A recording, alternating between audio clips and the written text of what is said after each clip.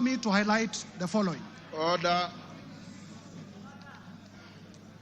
Mr. Speaker, I am a Christian, and I often read the Bible. And the Holy Bible, in the book of Proverbs 29 verse 16, says as follows: when the wicked are in authority, sin flourishes. But the godly, and mark the godly in small g, will live to see their downfall.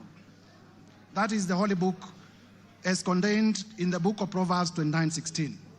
Further, Mr. Speaker, in the book of Mark, chapter 9, verses 42 to 47, it says as follows, and I quote: If anyone causes one of these little things, honorable members, Kenyans, please listen carefully.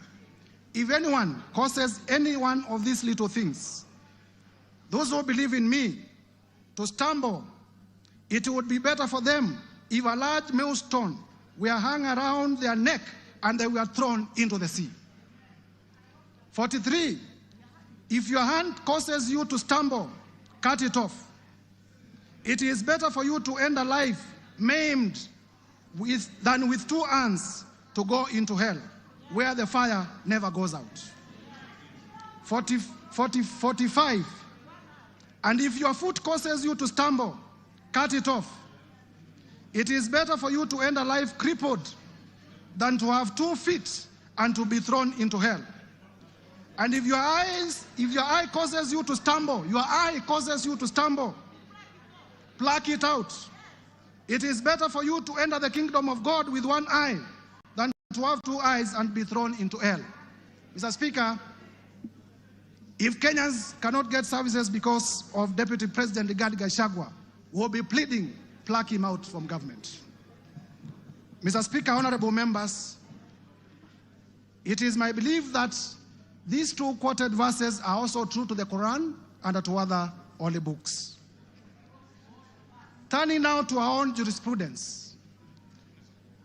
Honorable members, because many of us are political practitioners, even those who are not lawyers, would remember that in nullifying... Order, Mtuse, you are giving another motion, you are not debating the motion. Yes, I'm finishing. Yes. I'm finishing. In nullifying the 2017 presidential elections, His Lordship, the Chief Justice Emeritus, the Honorable David Maraga, pronounced himself in the following words: the greatness of any nation lies in its fidelity to the Constitution and adherence to the rule of law, and above all, respect to God. And Mr. Speaker, it is this persuasion, Mr. Speaker, that has made me to bring this motion of impeachment against the person of the Deputy President, His Excellency Rigathi Gachagua. For the record, and Kenyans, listen, I have no grudge, I have no malice, I have no ill will, I have no personal vendetta against His Excellency Rigathi Gachagua. I am just doing my duty as a citizen of the Republic of Kenya and executing my mandate as a member of this House as mandated under the Constitution to bring this motion. I will therefore, Mr. Speaker, with your permission, lay the documents before the House and beg to give notice of the motion. I thank you, Mr. Speaker. Hand over the documents to the clerk.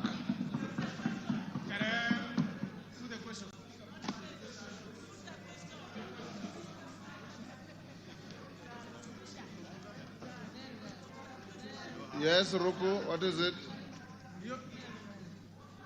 Order, members.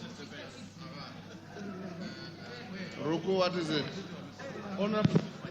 Honorable Speaker. In relation to the motion? Yes. What is it? Honorable Speaker, I rise to seek your clarification on the special motion for the removal of the Deputy President. Honorable Speaker, as you are aware, 4 seats in the House are vacant following the resignation of the Honorable Obio Wadai and Honorable John Badi upon being appointed as Cabinet Secretaries. Further, as you are aware, the seat of Magarini constituency was declared vacant following a successful election petition. The Banisa constituency seat was also declared vacant following the unfortunate demise of our colleague. In this regard, we are now 345 members in this House and not 349 members. Honorable Speaker, in this right, what the threshold shall we suggest to determine whether the special motion, what is the threshold, Mr. Speaker, shall you use to determine whether the special motion meets the constitutional threshold? Differently put, Mr. Speaker, to pass this motion, shall we require 2/3 of 345 members or 349 members? In my view, vacant seats should not be counted. Order. You can't ask a question and answer it. You cannot ask the question and answer it. Honorable Speaker, let me prosecute. I'm trying to prosecute my point of order. In my view, vacant seat should not be counted in determining the voting threshold. Further, I wish to seek your clarification on whether our proceedings are varied in the right of the 4 vacant seats. Thank you, Honorable Speaker. Thank you. You've made your point. Bashir.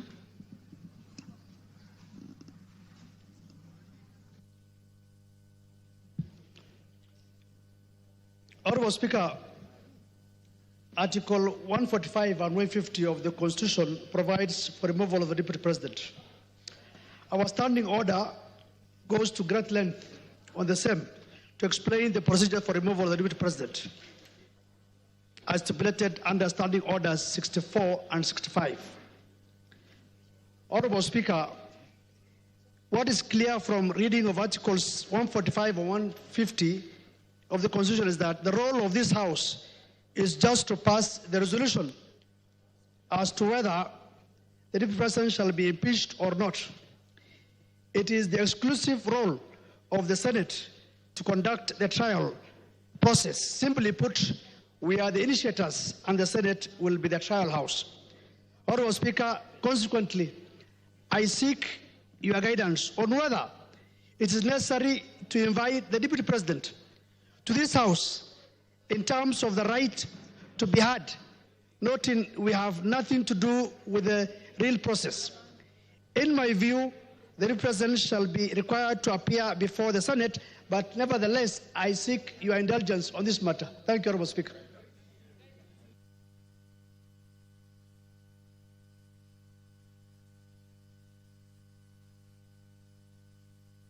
Honorable members, we'll leave it there. Yes, Janet. Mr. Speaker, I don't intend to anticipate debate. I will not allow you to. Yeah, because this is just a notice of motion. But, Mr. Speaker, there are matters that surround the notice of the motion that needs your guidance and action, Mr. Speaker, because, Mr. Speaker, this is a very momentous issue. Because, as you are aware, when this country gave itself the new constitution, Mr. Speaker, Kenyans were very happy. And this is one of the moments in this House, Mr. Speaker, when we are going to exercise Article 150, which has not happened before. So, Mr. Speaker, this is a very, very important matter for this nation, Mr. Speaker, that is being exercised through this House. But having said, Mr. Speaker, as you're aware, there are members from our side and members from the other side who have signed to this petition, to this motion, Mr. Speaker.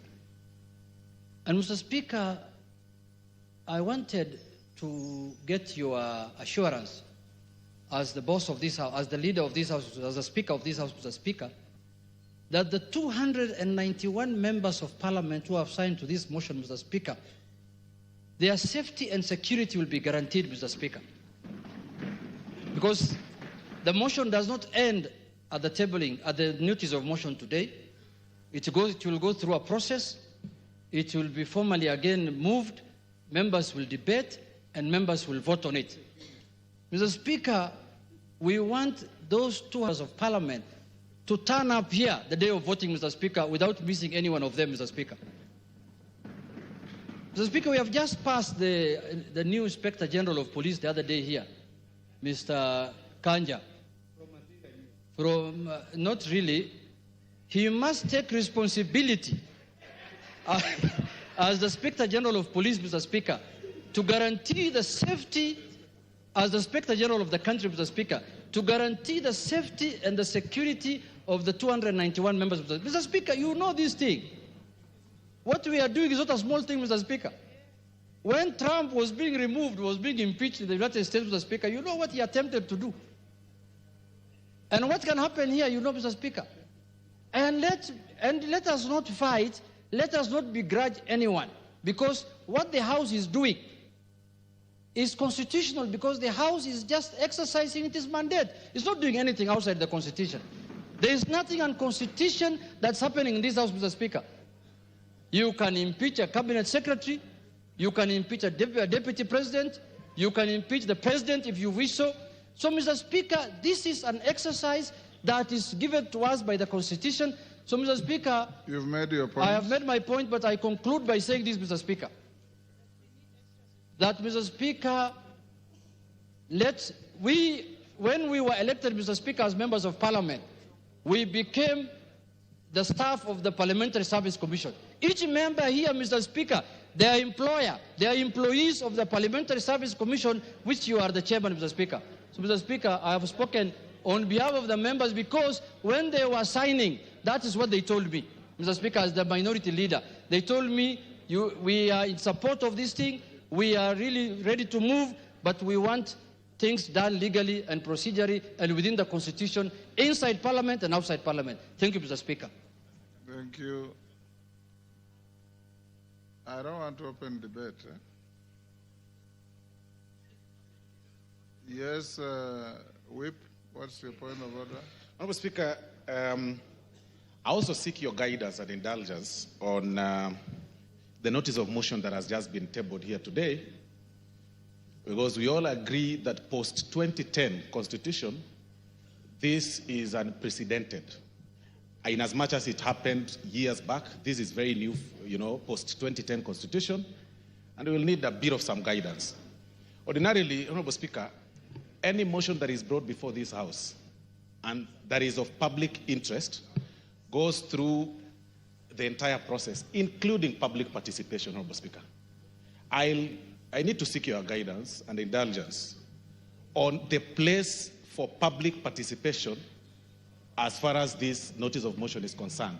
Because looking at the jurisprudence that has been made by the courts and the lower legislative arm, which is the county assemblies, on the impeachments of the governors and deputy governors, Honourable Speaker, you'll realize and notice that many impeached governors or their deputies challenge their impeachment based on the process of public participation, Honourable Speaker. This is unprecedented, and of course it's my view that to replicate the same, to what happens on the impeachment of governors and deputy governors, and they invoke the element of public participation across the country. You've made your point. Thank you, sir. Yes, Majority Leader. Before you, Majority Leader, Farah has been raising his hand. I'll give you 1 minute, Farah.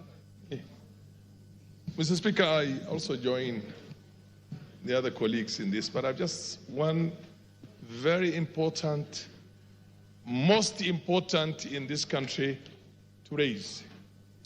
Not only do we have to protect the lives of 291 members of Parliament who have appended their signature there, we must also protect the system. The IG must protect our president to the hilt. Because you know the kind of a constitution we have. Any reckless thug can decide to change the course of history if, God forbid, anything were to happen to our president. You get my point? And there are people who we have been so worried lately, I get the feeling that they can even have the capacity to plan something like that. Let us make sure this information goes out. Our president must be protected to the hilt until this motion is over. Because if, God forbid, anything were to happen, then we have something much bigger to worry about. Thank you. And those guys are... You're the last on that. Thank you, Honorable Speaker. Mine, Honorable Speaker, if you will indulge me, I'll add something on security. But before that is on Standing Order 85, Honorable Speaker. 85-2, which, Honorable Speaker, would beg, even as you guide members, that members listen, that it shall be out of order to anticipate the debate of a motion of which notice has been given by discussion upon a substantive motion or amendment and all that is said in the standing orders, Honorable Speaker. And I say this, Honorable Speaker, because I know we are in an open and transparent society, and many of us will be invited to media stations to discuss this impeachment motion which notice has been given today. Just to caution members that it will be completely out of order to discuss the substance of the motion in media stations before debate, as is contained in our standing orders. So when we're invited to media stations, maybe we be guarded in what we discuss, so that we do not go into the substance of the motion until we are done with debate. After debate, Honorable Speaker, we are all at liberty to discuss, and that includes, Honorable Speaker, both those who have appended their signatures, like myself, and the other few who have not appended their signatures, Honorable Speaker. The 58 members who have not appended their signatures. Honorable Speaker, just to add on to what the Honorable Farah and Honorable Junet have said. Honorable Speaker, the security of members of Parliament is paramount. Honorable Speaker, I say that looking at you, because you know on the 25th of June this year, Honorable Speaker, none other than yourself, you were a target, and you know that.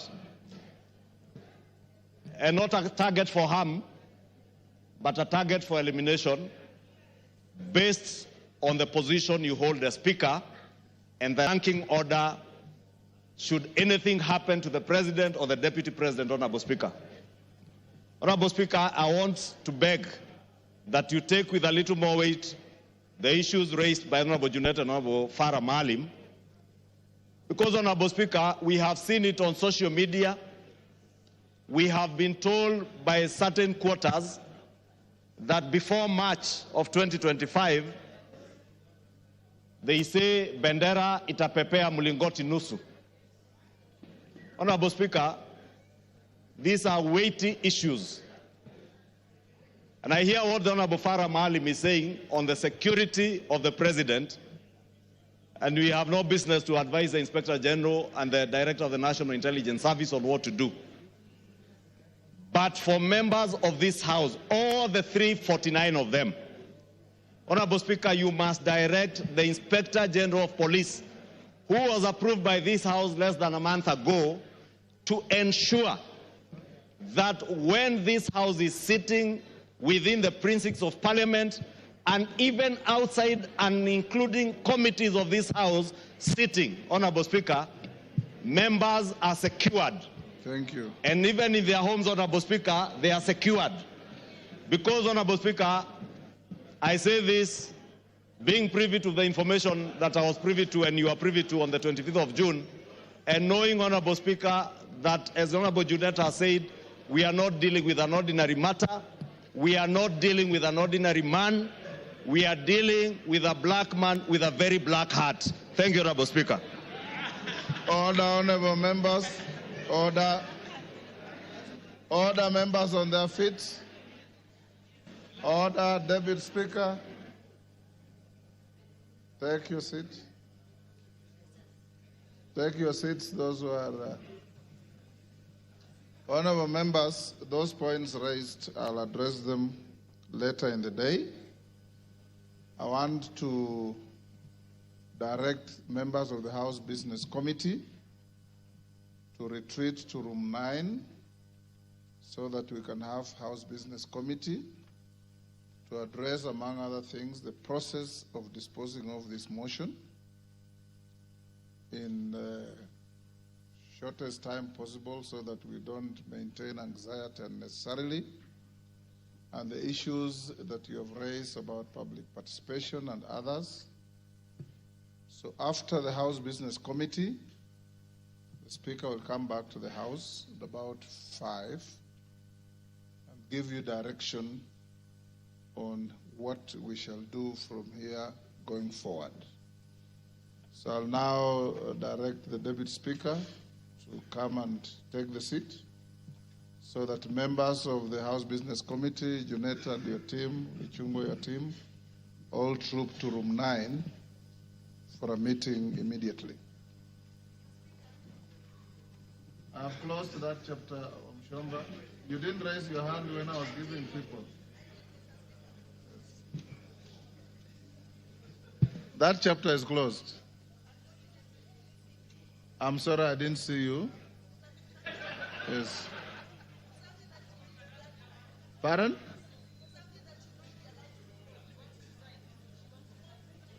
Two? Take the seat. Deputy Speaker, take the seat.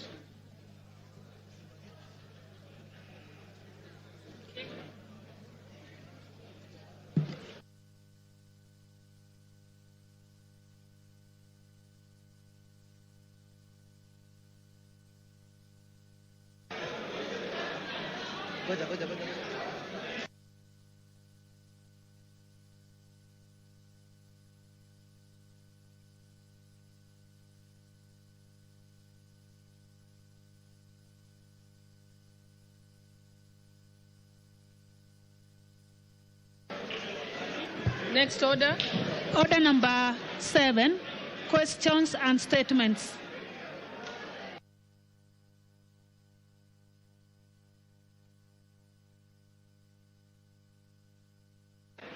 Honorable members, order.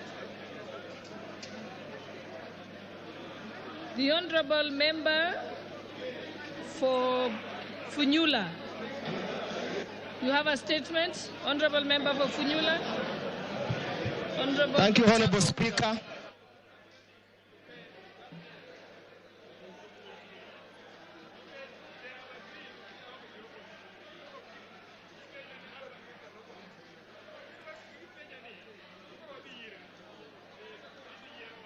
Honorable Speaker,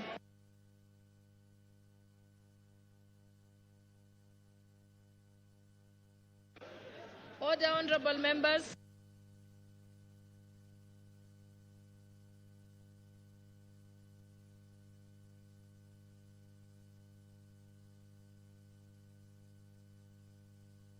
Order, honorable members. Order, honorable members.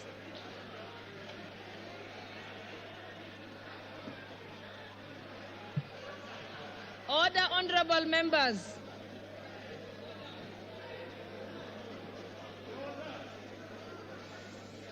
Order, honorable members.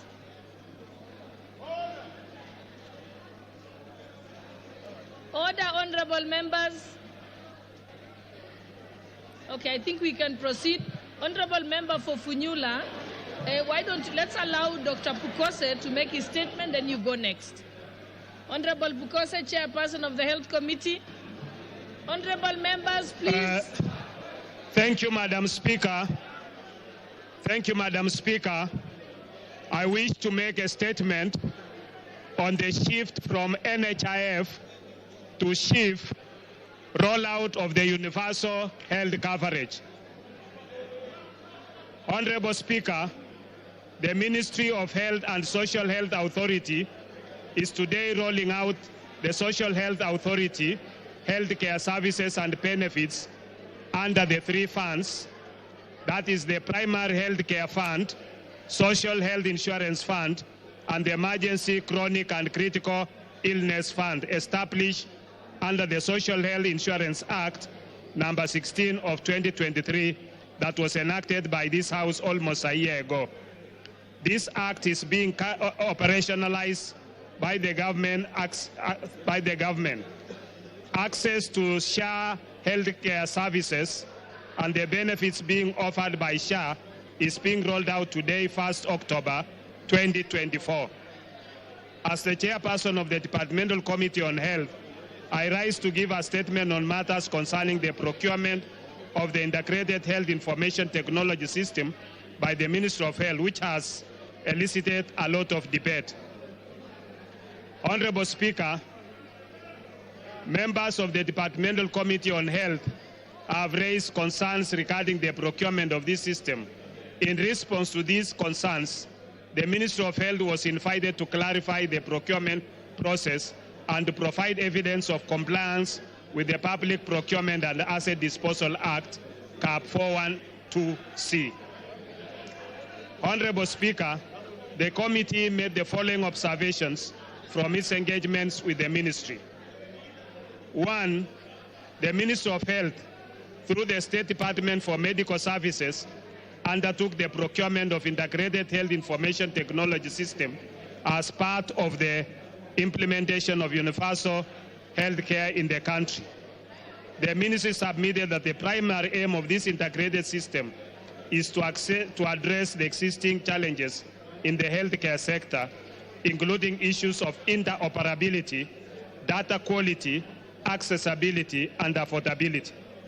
The Ministry of Health is aligned with the Kenya Health Sector Strategic and Investment Plan, the Kenya Health Data Collaborative, and the Kenya Digital Economy Blueprint, all under the guidance of Section 105 of the Health Act, CAP 241.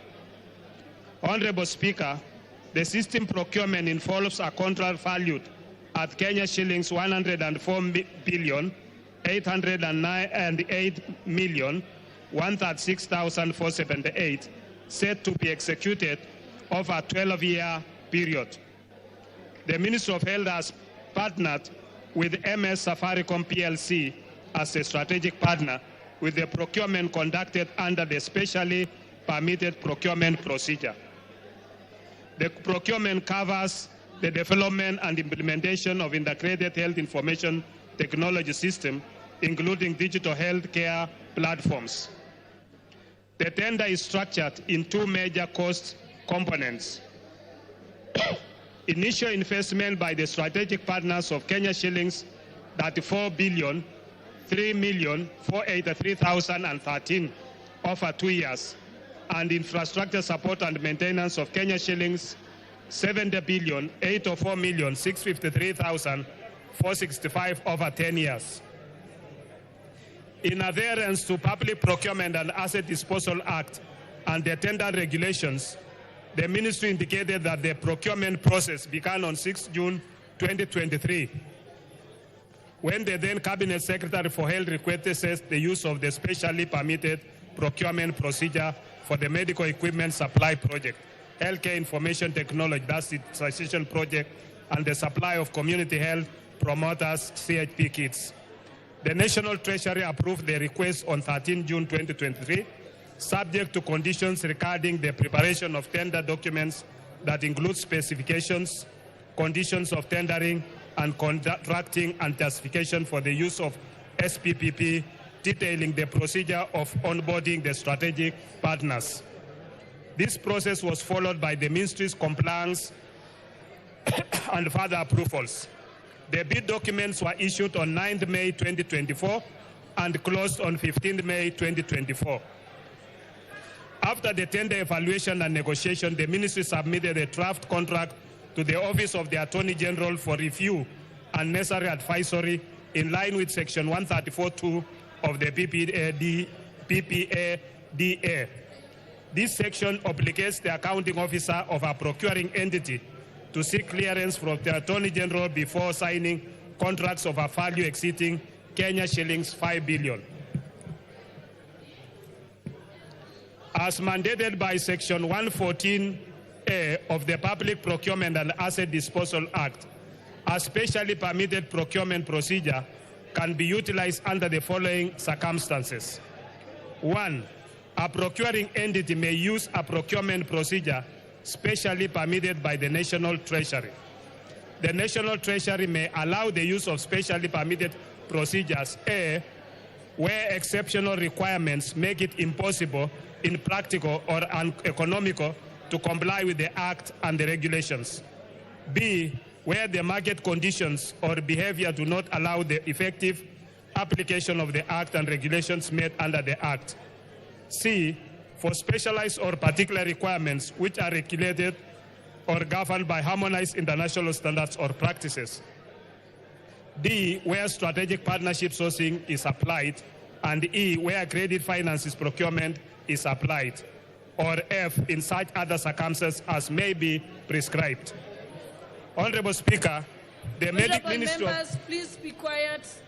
Honorable members, and I think the chairperson is saying something that's very important about the new social health insurance fund that is very important to our constituents. So let's pay attention. The Minister of Health invited Mesa Safaricom PLC to submit a proposal using the provisions of Section 114A, D and E of the Public Procurement and Asset Disposal Act. Mesa Safaricom PLC submitted a technical proposal and a financial proposal as a consortium with Convergence Network Solution Limited and Apiero Limited. With Safaricom PLC. Hold on. Honorable members, those who want to have little kamkunjis, if you could kindly go to the lounge so that we can listen to this very important report. With Safaricom PLC being the lead bidder in the consortium. Safaricom PLC roles in the consortium involves overseeing the entire project, ensuring that all consortium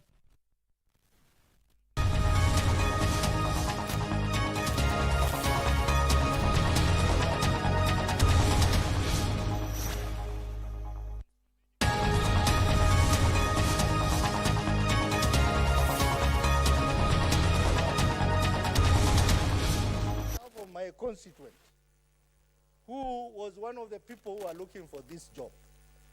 And he was overlooked by the Prime Cabinet Secretary, who also happens to come from his village. Mr. Speaker, I think in the future, as the committee analyzes this thing, the first question you need to ask is that was there an employee within that organization who qualifies for this position, so that you can have a reason for looking for a replacement from outside.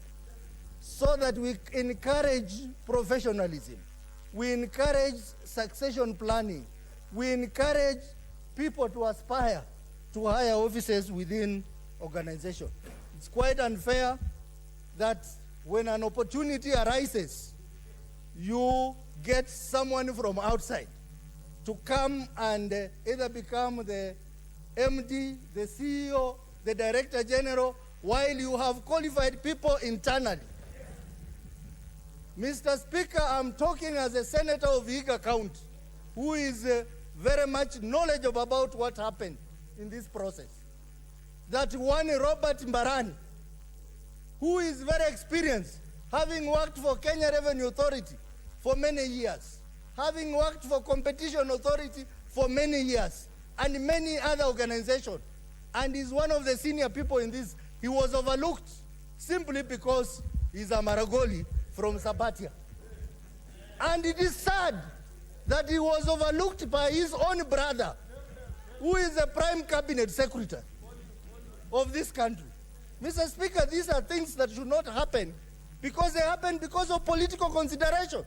But in any case, Mr. Speaker, David, I'm not doubting the qualification of David Kemei. He's qualified, he's the best, but the local employees internally should have been considered for this position. Senator Osotsi. Mr. Speaker, Senator I support. Senator Boni Kalwale, what's your point of order? Mr. Speaker, I rise understanding order number 105 on statement of fact.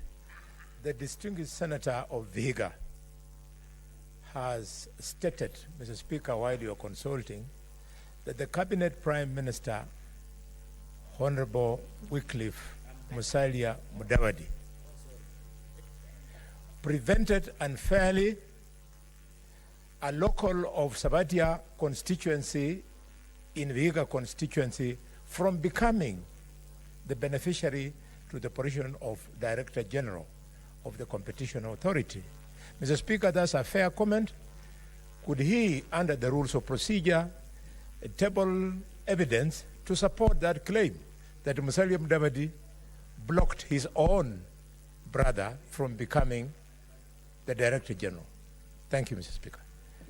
Senator Osotsi, if indeed that was what you had insinuated, can you please clarify? And if that's the case, please, can you either withdraw or substantiate the matter?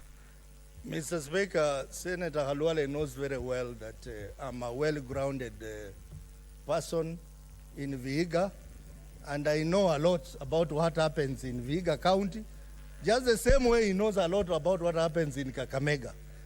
The appointment was made according to the report that was tabled by the Prime Cabinet Secretary. That's a fact. It is in the report. And I know for sure that this particular individual I'm referring to. Senator Otsose, what is in the report?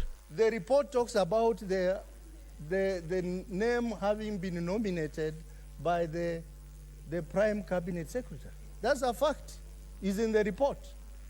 Secondly, Mr. Speaker, I've interrogated with this matter before when this thing was going on, and I know a lot about this.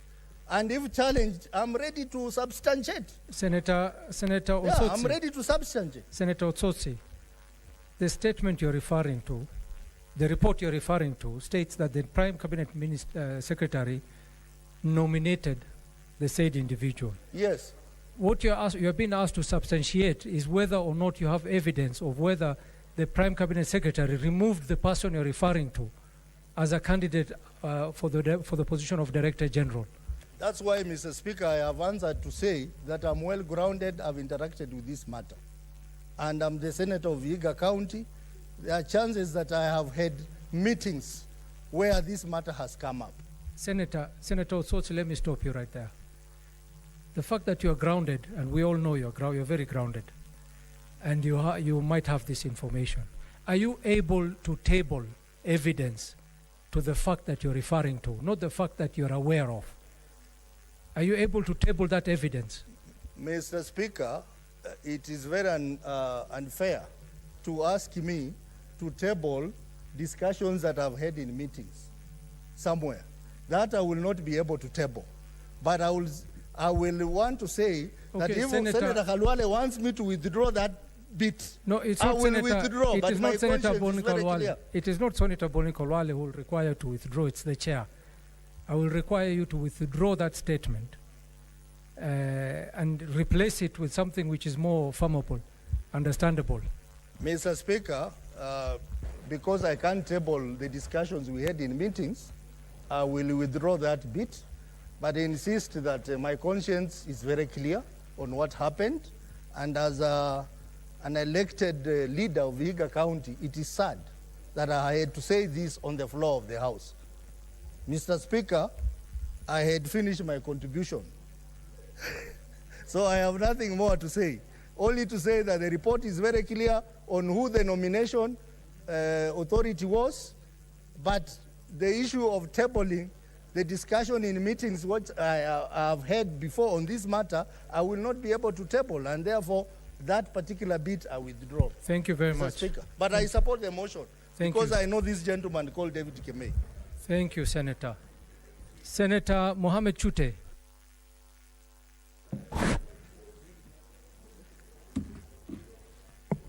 Thank you very much, Honorable Speaker. Let me take this opportunity to oppose this motion completely. Honorable Speaker, there is a problem in this country. This country is, I don't know what name I should give this country. This country is very tribalistic. I will tell you why. This man, David Kibet Kimei, if you ask me today, he shouldn't be employed. One, there is an issue with EACC. They have given a report against him. It is here. I can no problem. What is your point of order, Senator Samson Cherargei? Mr. Speaker, Mohamed Chute, please resume your seat and do your mic. Is it in order, Mr. Speaker, is it in order for the Senator, my brother, chairperson, understanding order 105 on responsibility of fact, to allege about tribalism and the issues that are within EACC, can he substantiate by tabling that evidence so that we can be satisfied? Senator Chute, are you able to substantiate? Honorable Speaker, in my committee, already we have a report that shows that this country is very tribalistic, and I'm going to table that report next week. So this is what is happening in this country. Everywhere you go, Honorable Speaker, let me give you a scenario. First of all, I'm ready to substantiate because it is in my report. What I'm talking about is in my report. I'm going to table next week. Honorable Speaker.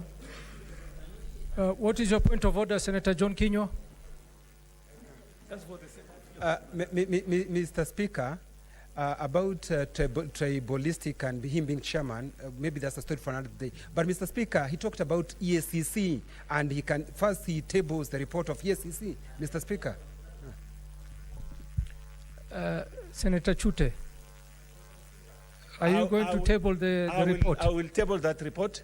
It is even here. I've just seen it. I will table. That's not a big issue. But the issue of tribalism, it is in the domain of my committee. I'm going to report next week. Why am I saying this, Honorable Speaker?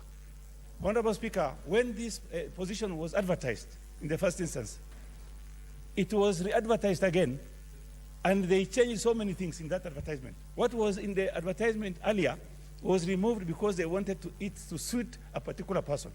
So what happened, we have somebody from Marsabit who has worked in that position for almost 2 years. Because he comes from a minority, he cannot be considered. Honorable Speaker, you see the problem we are having, Honorable Speaker, the issue I am trying to raise, Honorable Speaker, this matter, the way this person was picked and selected, we need to investigate this matter. Honorable Speaker, I'm going to bring a statement to this House to investigate the process these people used to give that position to Mr. Kimei. Honorable Speaker, if you had a program before, if you had an advertisement, and that the conditions were there, and later on you advertise again, remove those conditions, bring new conditions, what does it mean? It means very clearly you have a preference, you want to give that particular position to a particular person. Honorable Speaker, my request, this country, we need to be having, we need to not to look at only one area of this country. I come from Marsabit. If somebody from Marsabit cannot be employed, he has all the qualifications. You cannot employ him because you want a particular person from a particular region. Honorable Speaker, let me say this. In fact, if I am asked today, sitting in that committee, what I have seen is, Honorable Speaker, is reliance on one particular area of this country, Honorable Speaker. And you see, the reason why I'm saying this, if you had advertised this position before, why do you change the goalpost and then re-advertise again?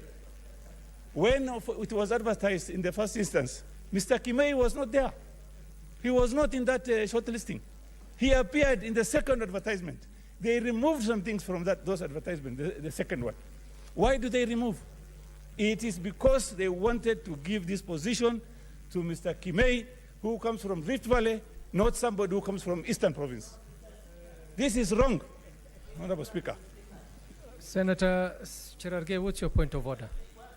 Speaker, is it in order under Article 10 of the Constitution on National Values and Principles of Governance to allege that Mr. Kimei was given this position of Director General of Competition Authority because he comes from Rift Valley, Mr. Speaker? Is it in order even the young children seeing us profiling Kenyans, Mr. Speaker?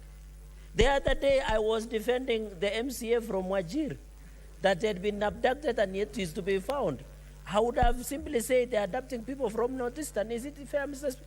Can the Honorable, my brother chairman, which I have tremendous respect, withdraw and say Mr. Kimei is a Kenyan like the other? Can he use other reasons?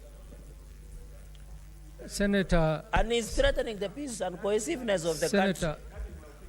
Senator Mohammed Chute. Yes, sir. as much as we agree with your opinion, it is unfair to profile people based on regions. Please continue with your contribution without making any reference to certain regions and certain people. Speaker, today I am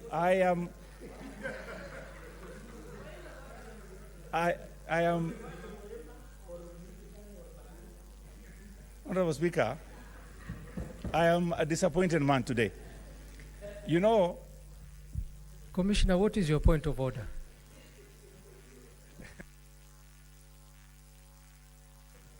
Yeah, thank you very much, Honorable Chair.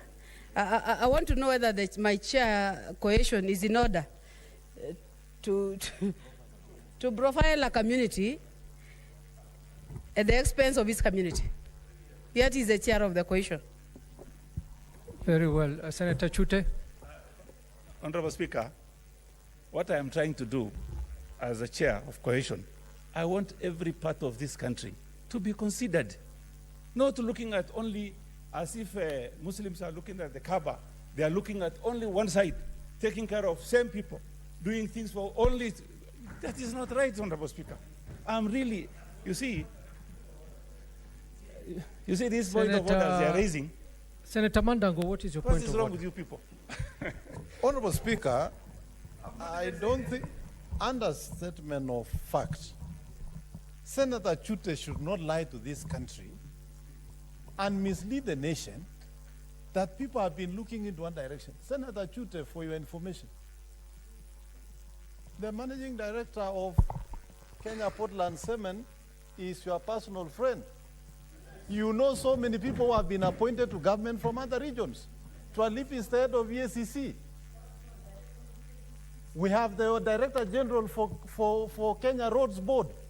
Senator Chute cannot mislead the nation, and Honorable Speaker, Senator Chute, in fact, should resign from being the chair of the National Cohesion Committee.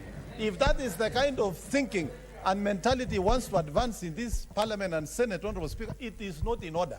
And for your information, Honorable Speaker, I want to say this for the record. As a community and as a Kalenjin community, we are going to refuse to be profiled. We are citizens of this country, and we pay taxes. We go to school like any other community in this country.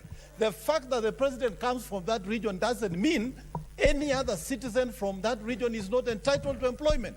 We are tired, we are sick of being profiled, and we are going to take our rightful position, and we are going to respond to any allocation that is meant to intimidate this community. Thank you, sir. Senator Roba, what is your point of order? Honorable Speaker, the chair of Cohesion and Integration has made derogatory utterance against the Muslims by making reference like Muslims who face the Kaaba and they pray in one direction, or making that, and considering he's a Muslim, such simile or example being taken has not settled well with the Muslims. You need to withdraw. Senator Mugeni, what is your point of order? The Speaker, I wanted to raise on a point of order to inquire from Senator Mandago whether it is in order, Mr. Speaker, in order to show that there are fairness in distribution of jobs across the country, whether it's in order to make reference only to Muslims while the country has 42 tribes.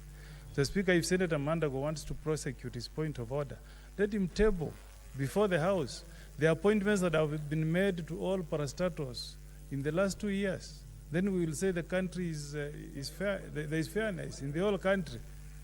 So, Mr. Speaker, if it's a matter of us being a house that is fair, let Senator Mandago table before us, Mr. Speaker, appointments that have been made to all parastatals in the last 2 years, Mr. Speaker.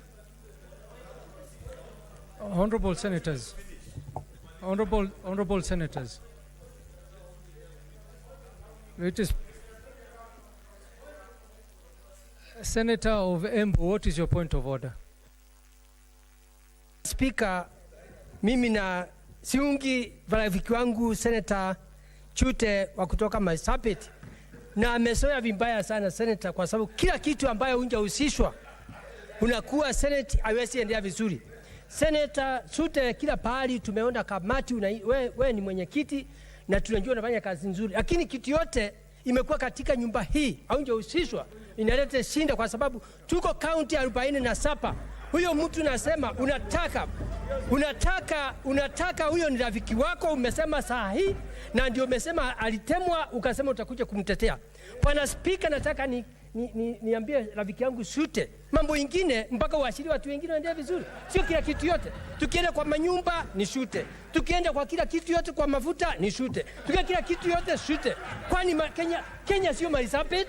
Nataka ni kazi yako mpaka uonjue sisi tuko maseneta 67 na kaunti 47.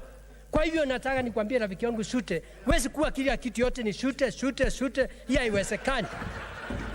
Kwa sababu saa hii nikiwa hapo umesema ati unakasirika rafiki yako ametemwa. Kwa hiyo hata hiyo ni kitu, hata kama itarundiwa, huyo mtu hafai kuwa ataenda kuangaliwa kazi yake ndiye apatiwe. Tena kitu ya mwisho, tungefuata application ya kwanza ama ya pili. Kwa hiyo ile application za kwanza sikuwa na ndosari mbaya, na saa hii tumesikia umesema watu ile ya pili ndio ilifuatwa. Kwa hivyo napinga mambo ya Senator Sute. Asante Bwana Speaker. Senator Mwenye Haji Mohamed Faki. Mheshimiwa Spika, roho yangu imetulia kuona Senator Mudigi amekaa, kwa sababu alikuwa anarusha ngumi na mikono. Ukifikiri alikuwa yuko kwenye uwanja nini. Mheshimiwa Spika, vitendo kama vile vya Senator Mudigi haviongezi sifa katika bunge hili, kwa sababu inaonekana kama ambaye anapigana katika bunge. Watu wanazungumza kistaarabu hapo, Mheshimiwa Spika. Kwa hivyo ndugu Mudigi, siku nyingine usijaribu kuonyesha vidole na nini. Asante.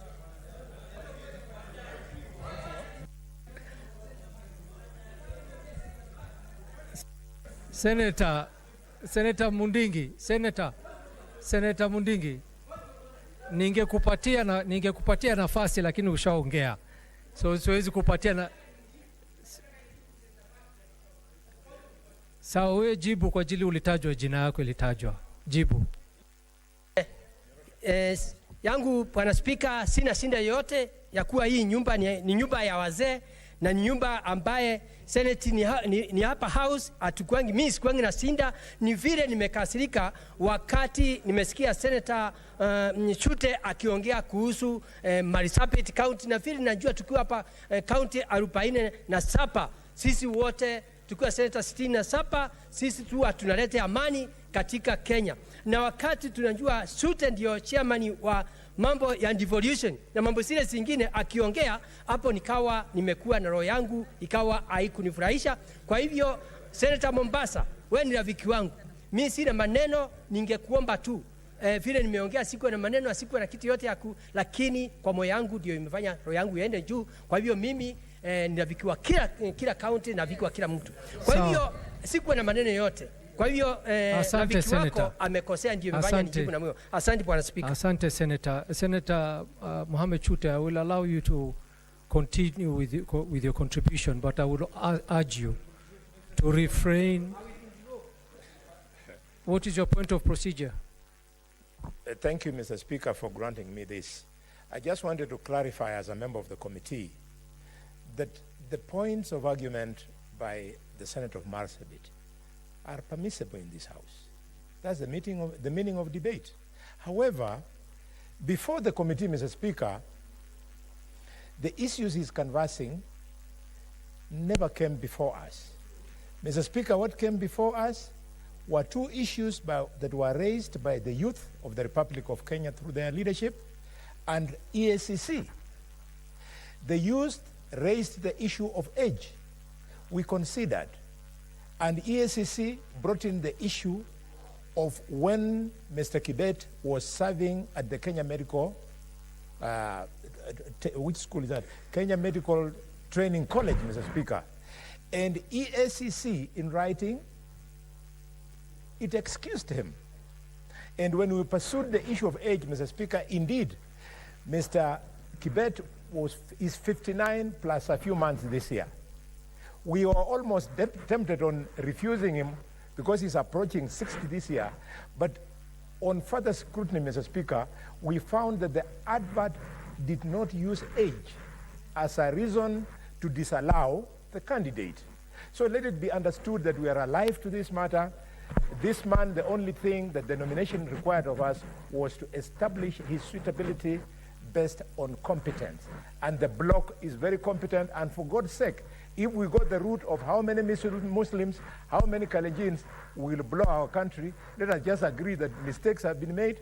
We keep on making correction. Mr. Judah, there are many Muslims in senior positions than other people. And the fact that William Ruto is a Kalenjin does not mean that other Kalenjin professionals should not be given jobs. We can only ask the President and the Public Service Commission. They want to give jobs based on communities. Let them always remember that the President, being a Kalenjin, he collectively also holds a very big position in trust of other people. So they should also remember Kalenjins at the same time with the other communities. We have a country to build. Ladies and gentlemen, colleagues, senators. Thank you, Senator Boni Kalwale.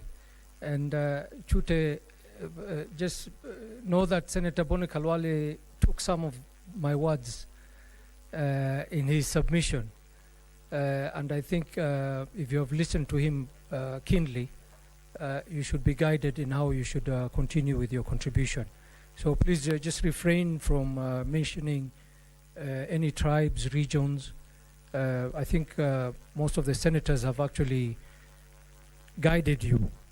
And as the chair of cohesion also, there are some things which are not expected to be coming out from you. So please be guided and make your contribution, considering that you should not agitate any more of this debate. Thank you, Honorable Speaker. Let me refer to what Senator Mandagor said. He told me you should resign. And I will ask Senator Mandagor, because he has a court case, is he going also to resign? That is what I should ask him. Number two, if I continue, Honorable Speaker, what I am saying today, what I am saying, please protect me against this guy. Continue, Senator Chute. Honorable Speaker, I want to make something very clear here. What I was saying, sir, how can I even speak? This guy is making a lot of noise in this house. Senator Chute. Honorable Senator Cherargei is making a lot of noise. Senator Chute. Yes, sir. Address the chair. So, thank you, Chair. Chair. Senator Fatuma Dulo, what is your point of order? Chair, is it in order for Senator Chute to insinuate that Senator Cherargei is making noise? Because that language is unparliamentary. Can he withdraw and apologize? Senator Chute, since it's been brought, please withdraw and apologize. Peacemaker, but let me withdraw it.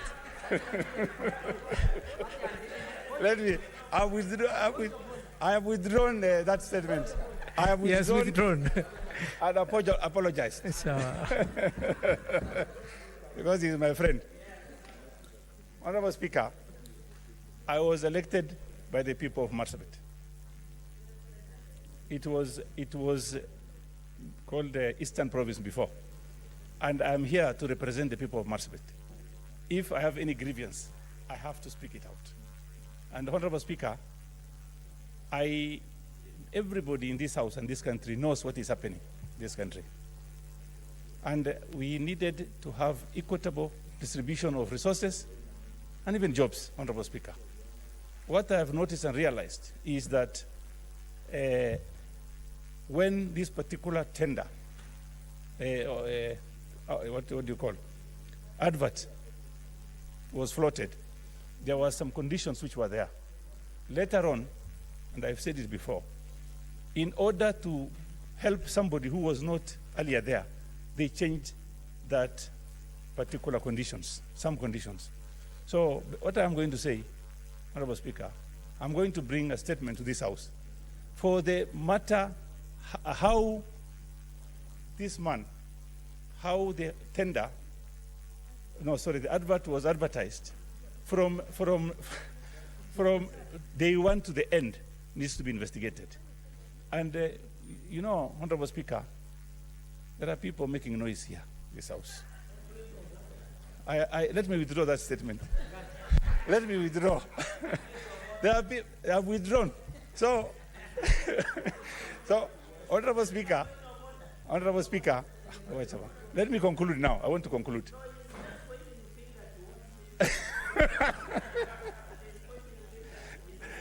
Honorable Speaker, in conclusion, everybody in this country knows what is happening in this country. Even our parliamentarians who are here today know what is happening. And it is not news to us. I think what we need to do moving forward, we need to look at all regions equitably. And as I said earlier, in conclusion, Honorable Speaker, what has happened on that particular advert from day one up to the conclusion was done in a biased manner, in a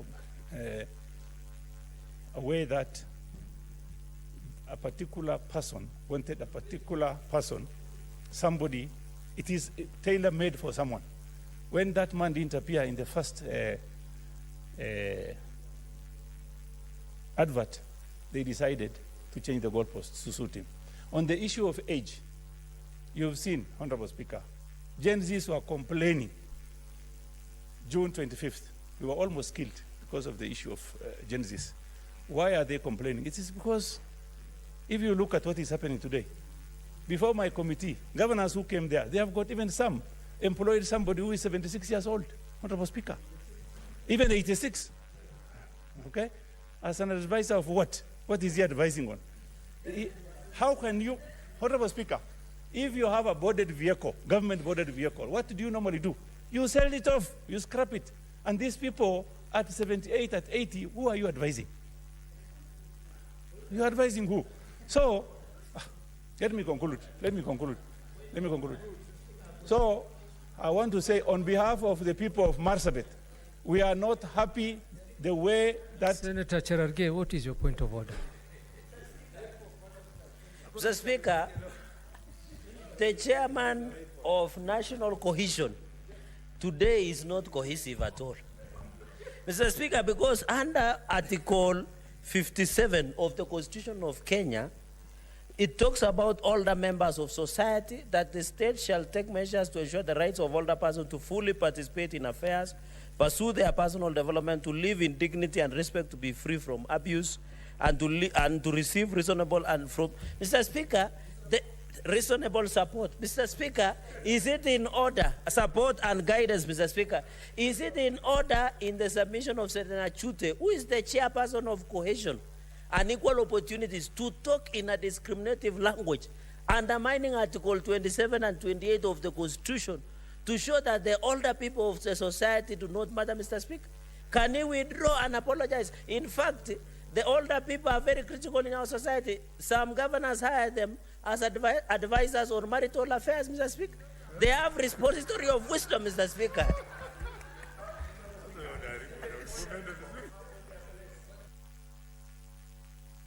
Their place is not advising. Their place is going to aged home to stay there, relax, and enjoy themselves. So, Honorable Speaker, this motion has brought a heated debate. Let me say in conclusion, the people of Marsabit are not happy. They must know that somebody who has been there acting for many years has been denied an opportunity. Somebody from somewhere was brought there, and under circumstances which needs investigation. In conclusion, I want to say, I oppose this motion. Thank you very much, Honorable Chair. Senator Olekina. Thank you, Mr. Speaker. Mr. Speaker, let me begin by saying that I empathize with my brother, Senator Chute. And I do so because when he's here, is wearing two hats. He's the chair of national cohesion, which is supposed to ensure that there is equity, even if there's no equality in this country, and fair representation. But he's also a member of the Senate, which represent all the 47 counties. Mr. Speaker, we are being invited to debate a matter that this Honorable House and the National Assembly Joint Committee were given facts, and they were provided with one name to be able to debate, to interrogate, and to be able to establish the suitability of that candidate to serve or to be appointed. And Mr. Speaker, if I read from the report, the recommendation given by the Joint Committee of the National Assembly and the Senate, it states as follows: the committee having held and approved the nominee regarding his suitability. And I want to underline the term, the word suitability. Observe the due process. I want to underline the due process that was followed in the nomination of the nominee in accordance with Section 12 of the Competition Act, Cap 504, as read together with Section 3 and 5 of the Public Appointment, Parliamentary Approval Act 2011. The committee therefore recommends that the National Assembly and the Senate approve, and in bold, the nomination of Mr. David Kibet Kimei for the appointment as Director General Competition Authority of Kenya. Mr. Speaker, these are the only facts which have been tabled in this House. And I want to encourage that we, in fact, our standing orders are very clear. Under statement of facts, we can only argue on matters that have been brought here. Having said that, Mr. Speaker, it is imperative that we become cognizant of other issues that my brother is raising. My brother has attempted to demonstrate how the process was flawed. I wish we had more information to that effect so that we can be able to interrogate them. This should be taken as a learning example. I don't believe that we should punish one individual, yet we have not been given information on how the process was carried out. So, Mr. Speaker, I want to be very brief and request that this House, in the respect of our distinguished senators who represented this House in the joint committee with the National Assembly, approve the appointment of this gentleman to serve. Give him an opportunity to be able to prove himself. His CV is remarkable on what he has been able to do. If indeed the board had given this task to an independent institution to be able to carry out the recruitment, but were not satisfied, and then the board came back again and decided to carry out a second process and saw that this gentleman was the one who was suitable and presented that name, I want to beseech colleagues that we look at what has been presented to us. In future, there are so many other avenues. If any other Kenyan feel that there was discrimination, they can be able to pursue another avenue and seek justice. Mr. Speaker, in conclusion, I would like to beseech every appointing authority, any board out there, any institution which is given out there the mandate to be able to recruit Kenyans to serve this. Let us limit ourselves to speaking about Kenya. This issue of speaking about tribal affiliation, it's painful. You know, some of us, when we start talking about that, the tears that will ooze from my eyes will be able to fill a cup. Because for years, for decades, you know, our communities have been discriminated, but really to be able to punish an individual because his name has been forwarded, I think we'll be going overboard. So, Mr. Speaker, I support the nomination of this candidate. I hope we give him an opportunity to serve. And I hope that when he serves, there are very serious issues on competition. There are issues on businesses. In fact, one of the biggest ones that we are grappling with right now is the one of Safaricom wanting to compete with a company that the value of Safaricom is only 0.03% of that company. So we need to be able to determine whether Safaricom, which is our baby, can be able to be given some preferential treatment and told, this area, let's protect it. There are various ways that we can protect our institutions. So I hope that when this gentleman takes over as the new Director General, he can look at areas that businesses can be promoted. You know, we've had these issues of milk. And I speak because I'm a milk farmer as well. I wear another hat. Of course, my dear brother here is my customer. But we have farmers. And when we have competition from neighboring countries, we have to balance. We have to look at it and say, if we bring in a lot of milk into this country, what are the unintended consequences when it comes to the issue of the farmers? So, Mr. Speaker, the task ahead is humongous, and I want to recommend that this gentleman, when he sits and he takes over his position, not to sit in the boardroom, to traverse this country called Kenya. In fact, the first stop should be Marsabit County. To be able to go and speak to our brothers in Marsabit and say, I am now the Director General of the Competition Authority. I want to know what I can be able to help. The next stop, come to Narok. You know, tell us what it is that you're going to be able to do for us and give us an opportunity to be able to thrive.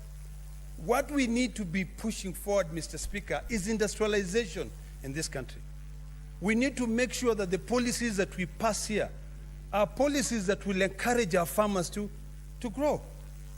Mr. Speaker, some of the things that really hurts me is that when the Finance Act was thrown out, today, milk farmers, when they import the milk cans, KRA is already charging them 35% duty on those milk cans.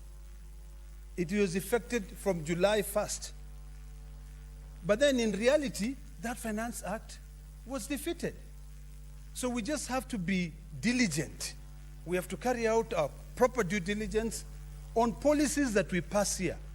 Are they being implemented illegally? So that we deal with it as a house instead of having to wait for Kenyans to be able to go to court. Those are some of the things that this competition authority should be doing, because companies that are able to import these cans from outside the country, or they imported way before and they are better quality because of safety standards and they never paid the duty, will have a much better, they'll have sort of like higher ground to compete with these other ones which are lower. They'll have an advantage over companies that are now importing and they are subjected to that duty of 35%. So there are various angles to look at it. So, Mr. Speaker, I hope that we will proceed further, looking at Kenya as one country, talking about Kenya, and we stop this nonsense of tribes. I beg to support. Thank you. Senator Cherargei. Mr. Speaker, thank you. From the onset, I want to support this motion and commend the Committee of Finance and Budget for the wonderful job they have done. Mr. Speaker, led by the party leader and the chairman, Senator Ali Roba, the great senator of Mandera. Mr. Speaker, and Senator Vice Chairperson, a very able leader, Senator Mutinda, Tabita, and of course our majority whip, although sometimes he become minority whip, Senator Boni Galwale, my neighbor, Omwami, the bullfighter, thank you for the one, and a number of members of Finance and Budget for this wonderful report. Mr. Speaker, I want just to make a few observations. One is that Mr. David Kemei, Mr. Speaker, has a very impressive CV. Mr. Speaker, very well, he was in Kenya Reinsurance.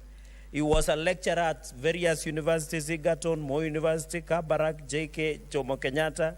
Of course, yours truly went to Moi University School of Law, Mr. Speaker, and also I've been a student at the University of Nairobi. He was a lecturer, a finance analyst at Energy Regulatory Board member, revenue accountant, group credit controller of media, and I'm happy the media person, Senator Wambua, just walked in. So, Mr. Speaker, this is a man with a proven track record that is proven and tested, Mr. Speaker. I want to thank the Senate Committee of Finance and Budget and your office, Mr. Speaker, and the office led by the clerk Nyegenya for the impressive support on this report, Mr. Speaker. Section 12 of the Competition Act is very clear, Mr. Speaker. It says the Committee of Parliament shall consider in the appointment of Director General knowledge and experience. So when you look at the knowledge, Mr. Kemei has it. When you look at the experience over 30 years, he has it. He has everything to be the Director General of Competition Authority of Kenya, Mr. Speaker. So the committee did an extremely wonderful job. Mr. Speaker, we should not be wasting a lot of time. We should move, Mr. Speaker, and approve this motion as is. Allow Mr. David Kemei to begin the business of fixing issues within Competition Authority. Mr. Speaker, when you look under, and I want to say something, Mr. Speaker, because I had the chairperson of cohesion, national cohesion and equal opportunities, my brother and friend and my senior brother, Senator Chute. He said something about the balancing within the authority. When you look at sections 10 of members of authority, you can bring regional balance and tribal balance under Article 10 of the Constitution because there are 5 people who will be nominated. There is a representative from the Attorney General Office. There is a representative from the PS. So even if Mr. David Kemei comes from a certain tribe, the authority has board that can still be nominated to be reflective of the face of Kenya. So I wanted to correct that so that they don't imagine Mr. David Kemei will be running a one-man show within the authority. The authority has a number of people who will work with it, Mr. Speaker. There are secretariat, there is management, there is board, Mr. Speaker. So reading of the Competition Authority Act is very critical, Mr. Speaker. Under Section 9, when it talks about function, and I want to talk directly through you, Mr. Speaker, to Mr. David Kemei. We have a problem as milk farmers. Can you believe, Mr. Speaker, and I don't want to name a company that was once associated to a most powerful man in this country many years ago. They control over 30% of milk market share in this country. They manipulate prices of milk. Where I come from, Mr. Speaker, God has given us rain. We depend on the soil for maize, for coffee, for tea, for milk. But the sad reality of this country, Mr. Speaker, including Homa Bay, including Mombasa, including Kakamega, including Kitui, including Garissa, the most suffering person is the farmer. In fact, in the value chain of farming, Mr. Speaker, the biggest beneficiary, without fear of contradiction, are the brokers and middlemen, Mr. Speaker. Our farmers, even the Dengu farmers, Mr. Speaker, we wait for mang bills. You know, by the way, Mr. Speaker, National Assembly has decided to become a graveyard of Senate bills. The mang bill has gone there for long. The coffee bill has been there. The tea amendment bill has been there. The sugar bill has been there. We pass things here, but they are relegated to cemetery of bills, Mr. Speaker, in the National Assembly. Mr. Speaker, and that is why the issue of Competition Authority must tell us. Why is it one person is controlling the market of milk? So that they manipulate prices, Mr. Speaker.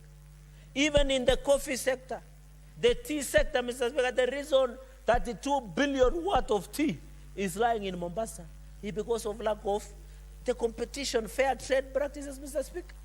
I want to challenge Mr. David Kemei, Mr. Speaker, that consumer protection is very critical, Mr. Speaker. We must protect consumers, Mr. Speaker. There are things that you consume in this country that when you go outside Kenya, you cannot dare see it, Mr. Speaker. I want to challenge, we must protect our consumers, Mr. Speaker. There is a time, Mr. Speaker, and even things we use, from what we consume to what we eat and we use, Mr. Speaker. We are being told, Mr. Speaker, that asbestos have been banned in this country. But there are some buildings we still have asbestos, Mr. Speaker. Somebody is selling it somewhere. What is the Competition Authority is doing about it, Mr. Speaker? So consumer protection is the heartbeat of the Competition Authority of Kenya. We have seen unfair trade practices, Mr. Speaker. My brother Senator mentioned something about the telcos in the country, Mr. Speaker. We have this telecommunication, the telcos, Mr. Speaker, like Safaricom, and we have seen Starlink, Mr. Speaker. Although Mr. Elon Musk, Mr. Speaker, blocked me in Twitter, but we'll have a conversation with him in the near future. He has brought Starlink The Safaricom is now worried. We want that competition. It is healthy for consumers because the more in the market, the merrier the market, the enjoyable the market, the affordable the market for each and every consumer, Mr. Speaker. So even, and I have been asking myself, Mr. Speaker, you know, some of us use internet. Maybe you can buy with 900 shillings, you buy 10 GB. Safaricom gives you for 7 days. Why is it, Mr. Speaker, after 7 days, when I still have maybe 500 MB, it doesn't disappear, Mr. Speaker? Is it not unfair for Safaricom, by the way, because that is mine, it is my money. I bought 10 GB with 1,000 shillings. I have not used internet too much. When you look at the balance, Mr. Speaker, I still have maybe 5,000 MBs, around 0.5 GB, Mr. Speaker. When it reaches, they have given me between maybe today is fast and maybe by 7 at particular time. Why would it expire? And it is my money. I bought my bundles. Mr. Speaker, those are some of the challenges. Because internet now is becoming an elusive currency in terms of many young people, Mr. Speaker. When you go to universities, to rooms, there are many people who work here online, Mr. Speaker, including even your peer, King Larry. He could be working online. He needs that internet, Mr. Speaker. So I want to insist, Mr. Speaker, that the issue of competition authority, kindly, and I've called out competition authority before, protect consumers. There is what we call consumer protection mechanisms that we must ensure, Mr. Speaker. Even what we consume, Mr. Speaker, what is being sold in supermarkets, we need to be told the report. There are things that are being sold, they're imported, Mr. Speaker. You know there are juices. There are, Mr. Speaker, even the diapers are being used by the children. Are they eco-friendly? In the collapse finance bill, Mr. Speaker, if you are aware, we wanted to tax the eco-tax on phones, electronic appliances, and even diapers, Mr. Speaker. These diapers that our children use, Mr. Speaker, is not even, cannot disappear or cannot get decomposed, Mr. Speaker. So that is why the eco-tax, and I don't know how the government will do to introduce eco-tax, say that my phone, which might appear, people who have iPhone 8, now I'm told it is on iPhone 16. If, for example, where do we dump? And that was the essence of eco-tax, Mr. Speaker. We need the Consumer Authority of Kenya to do what we call consumer protection, Mr. Speaker. And number two, Mr. Speaker, because I wanted to touch on only 3 things. Consumer information. Mr. Speaker, before you go and consume, Mr. Speaker, you remember there was a scandal of mercury sugar. Although finally those individuals were let scot-free, I'm told the DPP decided to, but we know we are aware of sugar barons in this country.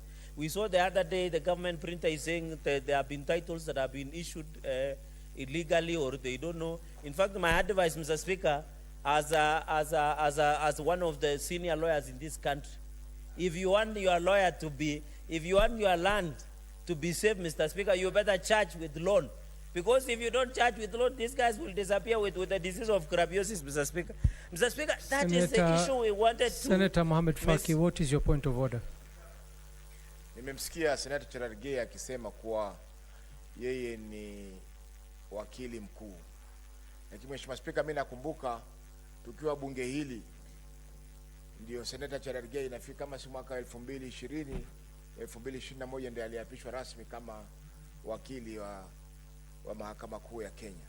Kwa hivyo je, inawezekana kwamba wakili wa miaka 3 ajiite wakili mkuu wakati hapa katika bunge hili tuna mawakili ambao wana cheo cha senior counsel wakiongozwa na Mheshimiwa Senator Mogeni, Senator Justice Retired Mazayo. Wakati sisi tuko hapa ndio tunaona Cherargei akiapishwa. Sisi ndio tulimpeleka hapa mahakama kuu kwenda kuapishwa. Asante Mheshimiwa Speaker. Senator Cherargei, are you a senior counsel? Mr. Speaker, I just want one. Mr. Speaker, I think Senator Faki might be worried why the blocker in Mombasa was being sodomized. He didn't listen to me properly. Mr. Speaker, what I want to say, I said as a senior lawyer, Mr. Speaker, I said as a senior lawyer, I didn't say I am a senior advocate or a senior counsel. A senior lawyer, I graduated more than 15 years ago, Mr. Speaker. So I graduated with bachelors of law, Mr. Speaker. So I'm saying I'm a senior lawyer. I'm not saying I'm a senior advocate. And I wish my brother stands guided on the issue of English, Mr. Speaker. Mr. Speaker, on the issue of consumer information, Mr. Speaker, we must agree and ensure there is proper consumer information, Mr. Speaker. We have technology. We have, Mr. Speaker, can the competition authority, if they are not comfortable with any product in the market, can they ensure there is consumer information as per section 9 on the functions of the authority, Mr. Speaker? So I want to appeal consumer protection, consumer information, Mr. Speaker, is very critical. And point number 3, Mr. Speaker, because I said I'll make only 3 observations, is on the trade associations. We have the Ensure Competition Authority. I know as a country we want to go outside the country, get more investors into the country. You remember there are many PPPs in the country. There are many privately investment PPs that we have. Others is on the expressway that we have, Nairobi Expressway. There was the issue of the airport, issue of Adan, Mr. Speaker. There is the issue of SHA, Social Health Authority. There are many, Mr. Speaker, that will come through PPP. For example, even this expressway, Mr. Speaker, are you aware that no one knows how much the expressway is generating in this republic, Mr. Speaker? We have asked questions. The other day when I was using expressway, Mr. Speaker, before around 1 year ago, it was 100 shillings less than it is today, Mr. Speaker. No one has told us the money we pay through expressway, how much has been paid, how much is still being owed, what will be the stake of the person who runs expressway at the end of the PIPs that they have done, Mr. Speaker. And that is why Kenyans were very critical on the issue of PPPs, even in infrastructure, Mr. Speaker. So the issue of consumer, the reason even there was hue and cry on this, Mr. Speaker, on the issue of JKIA. The issue, there is a lot of noise within the university funding model. There is the issue of Social Health Act, Mr. Speaker. It's because of lack of information. If consumer authority ensures, they say, Senator Kalwal, information is power. If us, in government, can get the information out there, the people who oppose the policies of government, Mr. Speaker, and I can see one representative in the House, will not have a chance to bash the government, Mr. Speaker. So the issue of consumer information, consumer protection, Mr. Speaker, we must ensure. And trade associations, Mr. Speaker, we should promote trade freedom. I know there is Kenya Chamber of Commerce, Mr. Speaker. We can go to US, we go to Berlin, we go to all the country, Mr. Speaker. Let us be fair. Even as we invite investors, we must also ensure competition authority protect the local farmer, Mr. Speaker. Because I saw the other day in the sugar bill, there was the issue of industrial sugar. Mr. Speaker, if we allow today industrial sugar to come, we are exporting jobs and even revenue, Mr. Speaker. But if today we put tax to the industrial sugar, those people who want to import industrial sugar will rather open a local factory and generate employment and revenue with this kind, Mr. Speaker. Mr. Speaker, I support this motion.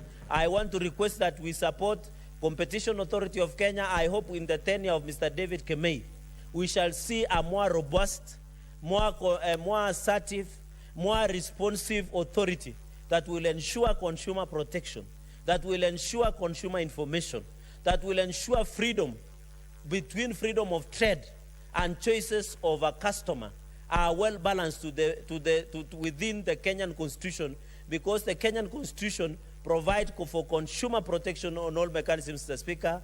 Let us pass this and allow, Mr. Speaker, and I want to thank the Committee of Finance and Budget for this wonderful job. We expect other committees will do similar. With those very many remarks, Mr. Speaker, I support this motion. I thank you. Senator Beatrice Ogola. Honorable Speaker, I'm a bit apprehensive to support this motion, Honorable Speaker. Not because, Honorable Speaker, I should know Mr. David Kibet Kimel. I do not know him. I do not even care to know him. And I do not even care from where he comes from, Mr. Speaker, sir. All I care about is the process of the recruitment of Mr. David Kibet Kimei, who is a nominee for appointment to the position of Director General of the Competition Authority. Honorable Speaker, it concerns me that we are recruiting a recruitment has been done not for any other authority, but for a competition authority, where, in its rightful word, Honorable Speaker, we must see a process of a competitive process that is open to all other Kenyans. Honorable Speaker, it is not my saying. The mover of the motion was very indicative that there was only one name, Honorable Speaker. And Honorable Speaker, we all know the rightful process of recruitment, that there has to be a selection process. And if you arrive with one name, Honorable Speaker, then the question is, who are these he was competing? I've heard the Honorable Cherargei mention a lot of competencies of Mr. David Kimei, to the extent that the Senate of Nandi says he has everything. What everything means, Honorable Speaker, I do not know. Because from the report of the Finance Committee, they talk about Mr. Kimei being a lecturer. But Honorable Speaker, there are other lecturers that he could have competed. The report talks about a finance analyst. But Honorable Speaker, that is not enough to say that is the most competent, because in this country, there are other finance analysts. It talks about Mr. Kimei having been a credit controller. Honorable Speaker, there are other people who have been credit controllers. So, Honorable Speaker, we must know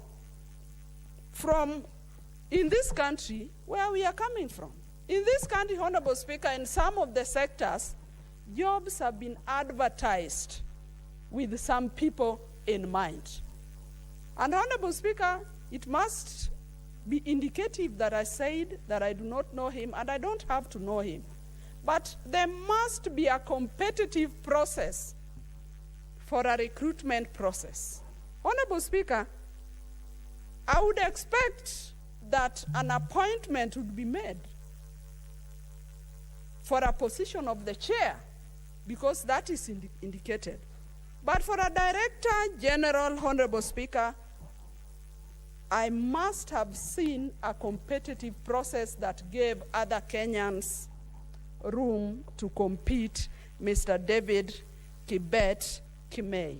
Honorable Speaker, just 3 months ago, we had a scene in this country that that culminated into a breakthrough into Parliament grounds. And if we listened properly to the young people that were demonstrating in this country, there was some message they were passing to all of us. And that is why I say I could agree with the sentiments of Senator Mohamed Chute. And to encourage him, I once read a book, A Man of the People by Henry Ibsen. And I want to encourage Senator Chute that that path he took is always a path of the lonely. There are never many people in that path, and you do not have to be uncomfortable about the rest of everybody thinking that the path he took is a wrong path. Honorable Speaker, what I'm saying is that when you talk about competence, competence is relative. Who are you being compared with to arrive at that competence and to arrive at that suitability? Honorable Speaker, there are many, many Kenyans everywhere. We would like to see a situation in this country where everybody is given a chance. We want all Kenyans to be given a chance. Honorable Speaker, we want equity to all Kenyans, and that is what every other person is crying about. Honorable Speaker, in the absence of the mention of other candidates in this process, then it leaves me with the conclusion that probably a job was advertised with Mr. David Kibet Kimei at the end of it. And so to me, Honorable Speaker, that is not a fair process. Honorable Speaker, the Competition Authority is a very crucial authority. Where I come from, Honorable Speaker, we have an industry called Ndiwa Sukari Industries.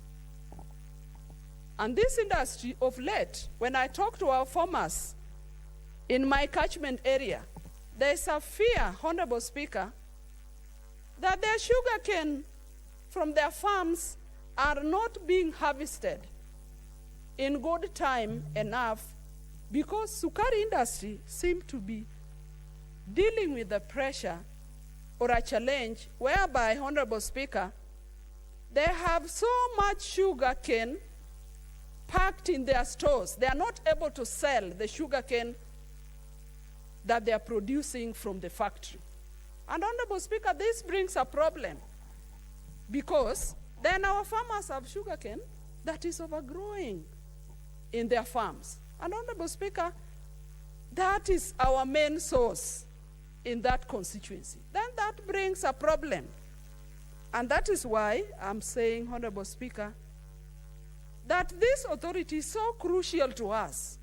We would like a Director General that will play equity, a Director General that will look into the plight of the farmers we have in my constituency whose farms are overgrown with sugar, but they cannot be harvested because probably there are some sugar barons that are providing sugar where their sugar should be, Honorable Speaker. And that is why, to me, the Competition Authority is very, very important, Honorable Speaker. So, Honorable Speaker, the report that has been tabled before us, to me, is not fairly considered because I do not see the comparison that was made by any other person. So if the candidate was suitable, he was suitable against who? If there was competency, he was competent against who? We needed to see. And Honorable Speaker, this is not to say that Mr. David Kimei is not suitable, but it is to say and stress that opportunity should be given for everybody to compete against each other, and that is why we call it a recruitment, Honorable Speaker. Honorable Speaker, I therefore am hesitant to support this motion, and I want to put it forward that going forward, all recruitment processes must be competitive and everybody must be given a chance. And if this is done, Honorable Speaker, then we will have a country that we all admire to live in. So, Honorable Speaker, those are my points, that I do not support this motion based on the process, based on the fact that only one name was provided, and I want to state that in future, all Kenyans must be given a chance. Thank you, Mr. Speaker. Senator Mundingi.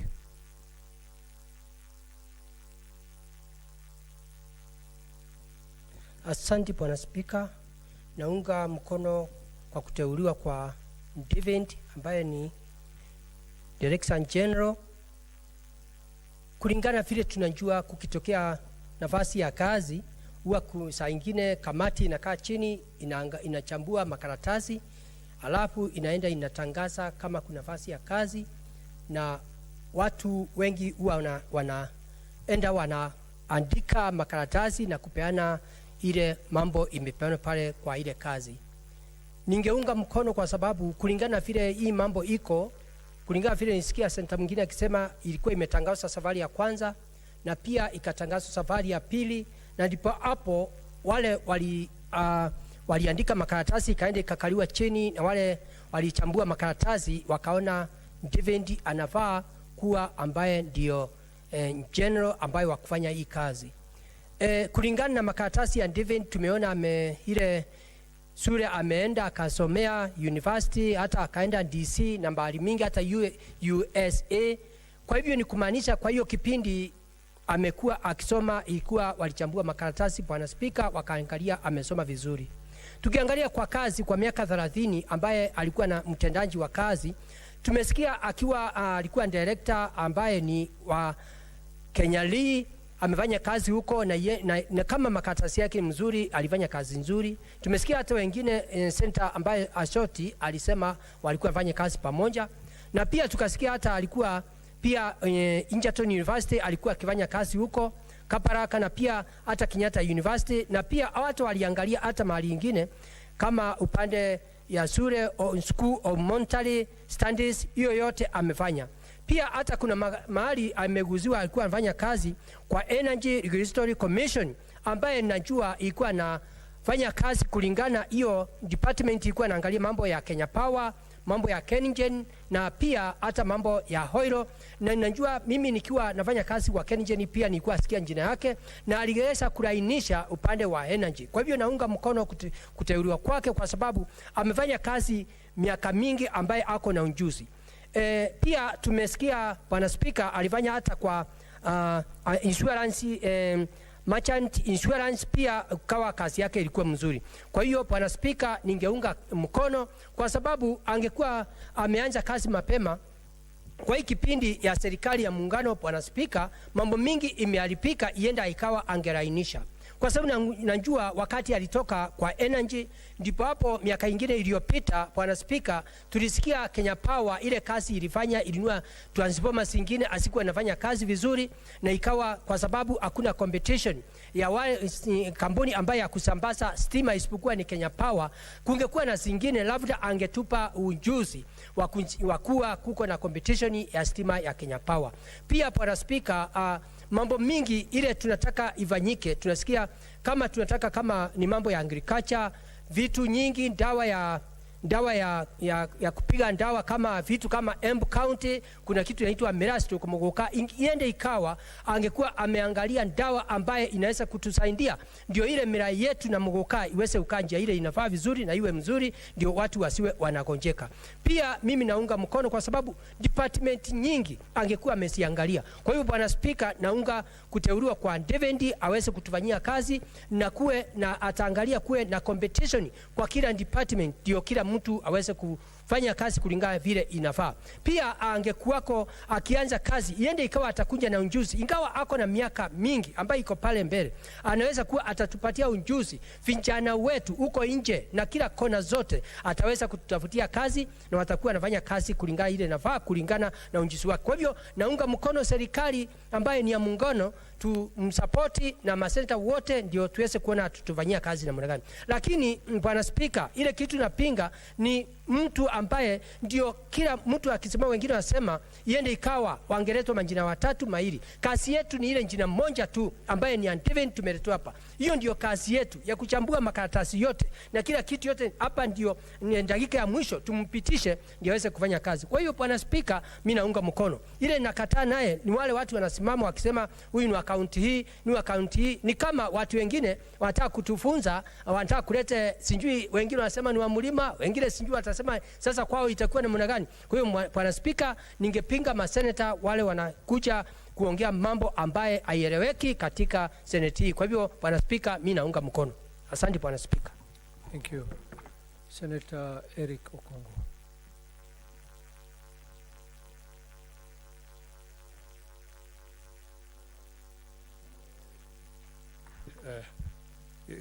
Mr. Speaker, we have had a very interesting afternoon, Mr. Speaker, from the diverse comments that we have had from senators who have spoken on this matter. Mr. Speaker, I'm speaking as somebody who has personally gone through an experience of what it means to be profiled when seeking public office.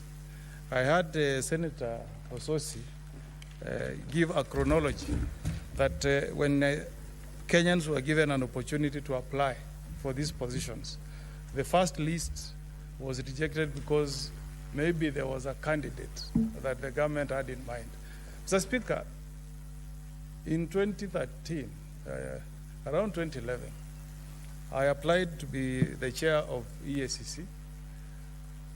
Our names were sent to the panel that was meant to interview us. Madam Speaker, when the panel sat, they made a conclusion that probably if we leave the names to go the way they are, the strongest candidates will most likely be Senator Omogeni. And the government suo motu cancelled the advert. They looked for a particular candidate, put a second advert, and that candidate that the government had in mind made it to the short list of 3 names that went to the president. Madam, Mr. Speaker, even though I was number 1 on the interview, the government was so determined that my name was overlooked and the person who was number 2 was given that chance. And I was left out, Madam Mr. Speaker.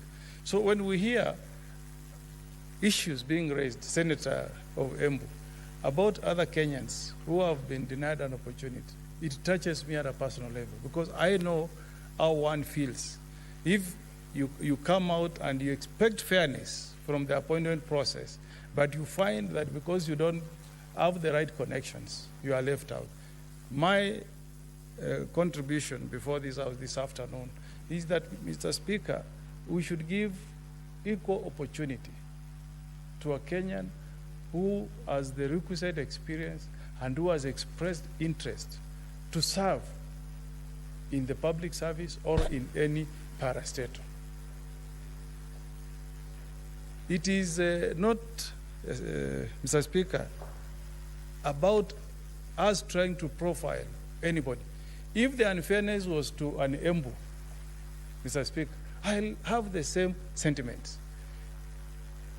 If the discrimination is on Amkamba, Mr. Speaker, I'll have the same sentiments. If it's from somebody from Coast, Senator Faki's county, I'll take the same stand. If it's from your county, from Garissa, I'll take the same stand, Mr. Speaker, because there are many Kenyans who cannot drop names so that they get jobs. The only weapon they have is good education, integrity, and good experience. And that should be our standard, Mr. Speaker, in this House. Whether you are from the Kalenjin nation, if you qualify, that is okay. But this idea of us being told that probably in this particular position there could have been some underhand dealings, Mr. Speaker, we should always, as a House, if that comes to our attention, we should always question, Mr. Speaker. Number 2, Mr. Speaker, I know that the adverts, the long list that was published by PSC, Public Service Commission, not PSC to mean Parliamentary Service Commission, and the short list and the final interview. You know, in the spirit of transparency, I want to join what the previous senator said. In the spirit of transparency, I've looked at the report. I don't know whether there were some annexures that were excluded, but I looked at the report, Mr. Speaker. I've not seen an annexure of the long list. The long list, Mr. Speaker, should tell us all the names of Kenyans who applied. The short list, Mr. Speaker, should show us the people who made it to the short list and the criteria that was used. We'll be able to see whether the criteria was only academic or we also took into account regional balance, Mr. Speaker. We also need to see whether there was affirmative action that was taken to give opportunity to the youth, maybe to give opportunity to people with disability, or to give opportunity to people who come from marginalized areas. That's why we are senators, to ensure that there is fairness in a process like what we are trying to approve this afternoon. So, Mr. Speaker, there is nothing wrong in us seeking more transparency, more accountability from Public Service Commission. Why, Mr. Speaker, should PSC fail to give us a list? Also, we need to see from the commissioners within the Public Service Commission, how are they scoring candidates? Because the only way you can bring in an accusation of nepotism or a tribalism is to see, Mr. Speaker, how the commissioners are scoring each candidate, Mr. Speaker. So we must, Mr. Speaker, leave true to the spirit of Article 73, sub-article 3 of the Constitution of Kenya. And Mr. Speaker, if you read Article 73, it says that anybody that is seeking an appointive office should get it on the basis of objectivity and impartiality in decision making by the person making that decision. It should be free and not be influenced by nepotism or favorism. Mr. Speaker. And the people who should ensure that the Constitution of Kenya is followed and that the law is followed is us senators, Mr. Speaker. So we need, I don't know whether the best recommendation to make, Senator Mundigi, is maybe to amend our standing orders so that next time we get a name being forwarded to us, because in this particular case, the law is only giving PSC an obligation to forward one name to Parliament. We demand that they give us a detailed report, including the score chart. We see how they picked the candidate. 3, Mr. Speaker, we are a country of, I believe now, 45 tribes. We used to be 42, around there. 40? Around 47 tribes. Mr. Speaker, I want to have a sense of pride as a Kenyan, but with that cultural heritage of coming from the Omogusi community. The same way that I'm sure Senator Mundigi is proud of that heritage, that he belongs to the Embu sub-tribe. The way I'm sure Senator Wambua is proud that he's from the Kamba, and I'm sure all other senators. And Mr. Speaker, in making appointments to public bodies, parastatals or permanent secretaries or cabinet secretaries, Mr. Speaker, everybody, all tribes want to see that they are represented. You cannot tell me, Mr. Speaker, that the Kalenjin will sit easy if they see President Ruto appointing cabinet secretaries and there is not even a single Kalenjin. They will not sit easy. They will question and say, where is our representation in the national government? So it's the same way, Mr. Speaker, when I see appointments in parastatals, when I want to go down the list and see who is heading what, I also want to see that the Omogusi nation has a cake. And I'm sure Senator Mundigi wants to see that the Embu people have a cake. He is proud of my good friend Justin Muturi, who is a cabinet secretary. If we touch him unfairly, I'm sure Mundigi will be up on his feet. So we want, Mr. Speaker, to see that as Kenyans, all of us 47, Mr. Speaker, we have a share. We just want a small share of the cake because we want to build a strong nation, Mr. Speaker. When I see you as a senator of Garissa, I look at you as my brother, my Kenyan brother. I don't look at you as a Muslim from Garissa. That's the way I look at Wambua, the way I look at Senator Mundigi. When he invites me to his house to have a meal, I'm going to the house of my brother to have a meal, Mr. Speaker. And that is the spirit we need to have in this house. When we see a name, Mr. Speaker, we should not have the kind of debate we have seen this afternoon, where people are feeling that a certain tribe is getting a bigger share of the cake than the other.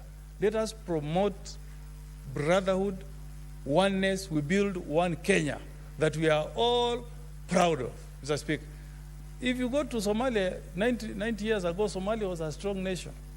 But competition, just competition among clans, is what destroyed Somalia.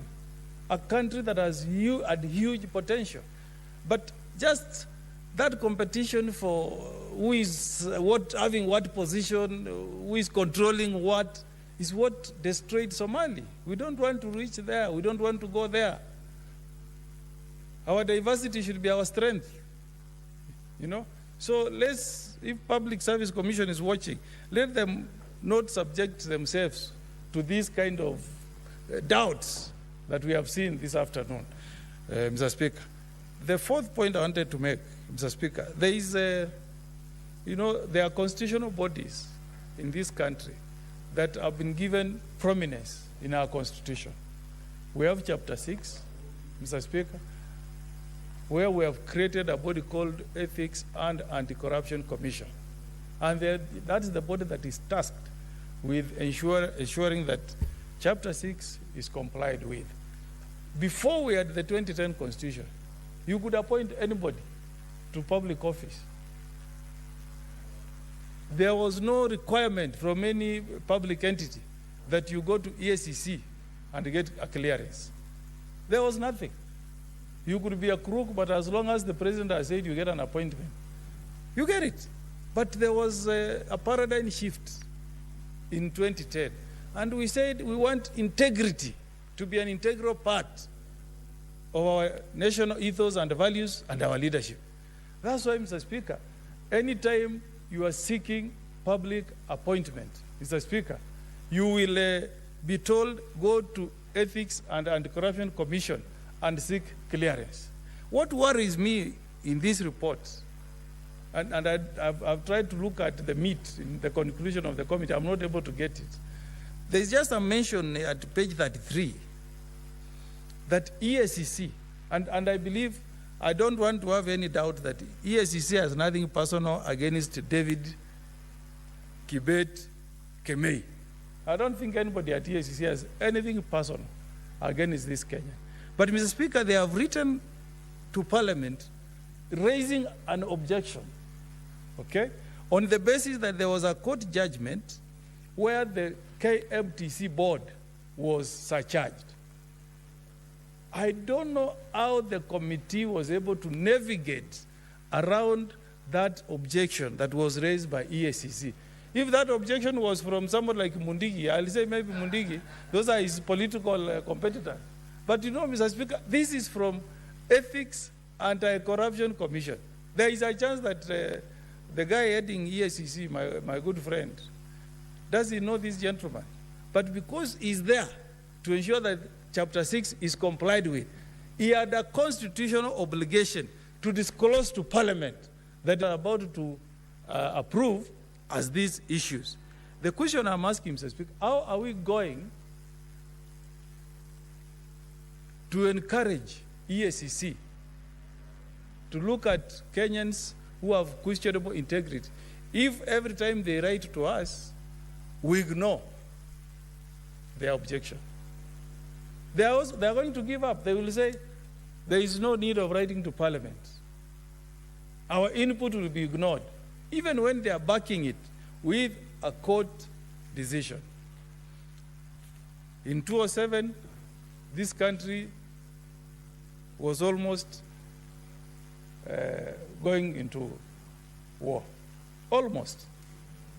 And, Mr. Speaker, there were concerted efforts to pass a number of legislations to ensure that going forward, we retain unity and oneness for the country called Kenya. There was even I don't know where that bill was ever enacted. There was a bill, Equal Opportunities Act. As chairman of Law Society then, I appeared in the Parliament and I made a presentation. And we said, please, pass this bill so that every Kenyan, when there is an opportunity, you give a Kenyan an opportunity. Maybe we need to look at the bill, and we say we have something like a ticking box. If today Omogusi gets, tomorrow an Embu, the other day a Mukamba, a Luo, like that, so that everybody feels like in this country we are all getting an equal opportunity. So, Mr. Speaker, I will interrogate this report further before I cast my vote, because I want to make a decision that gives hope to Kenyans, Mr. Speaker. When the time comes, I'll make a decision, but it must be a decision that gives hope to Kenyans, Mr. Speaker, and we must, as a House, assure the country that we are objective, we are impartial, we have the best interest of this country at heart. Thank you, Mr. Speaker. Senator Julius Murgur.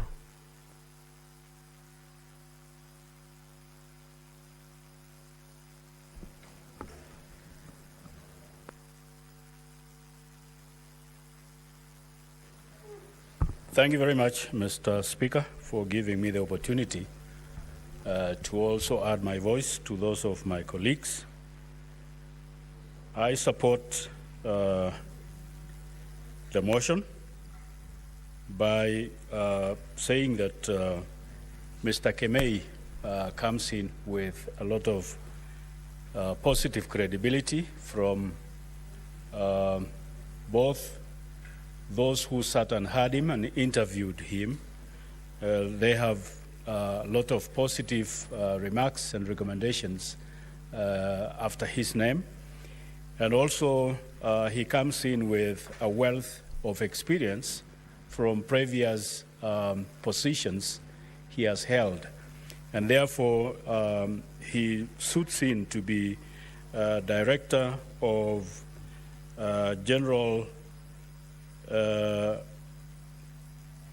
position that he will be director of, and also the fact that businesses these days need a lot of people with a lot of experience or wealth of experience, so that as they bring in new ideas, they also have experience of what has been happening, so that there is a phase lift and uplift of businesses, and so that the economy of the country is also uplifted or face lifted through the experience of people such as Kemei and the others. And then with that comes with quality of work and effort and Senator input. Hamida, what is your point of order?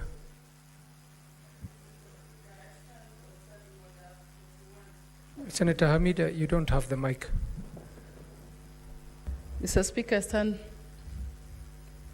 regarding the standing order 41 regarding the quorum, Mr. Speaker. I feel strongly that we haven't raised the quorum.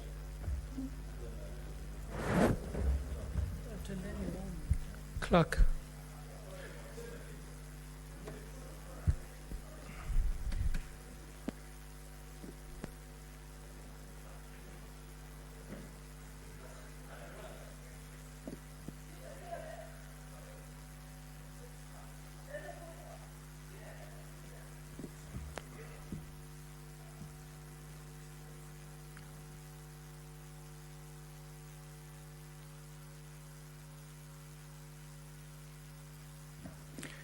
Honorable Senators, there being no quorum, we're going to ring the bell for 10 minutes to see if we can establish quorum. Sergeant at Arms, please ring the bell.